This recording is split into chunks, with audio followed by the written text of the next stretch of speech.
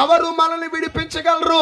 ఎవరు మనల్ని స్వస్థపరచగలరు? నిజమే ప్రియమైన దేవుని బిడ్డలారా, మనకి రక్షణ కావాలి.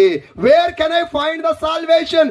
ఎక్కడ రక్షణను నేను పొందుకోగలను అని నువ్వు అనుకుంటే, ఈ భూమి మీద నిన్ను దేనిని నుంచా విడిపించగలవారు అనేక మంది ఉన్నారు. రోగాలు వస్తే విడిపించడానికి డాక్టర్లు ఉన్నారు. నువ్వు చదువుకోకపోతే చదువు చెప్పడానికి టీచర్లు ఉన్నారు.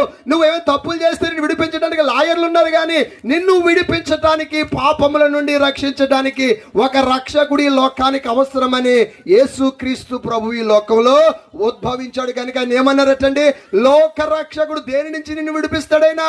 పాపము నుండి, శాపము నుండి.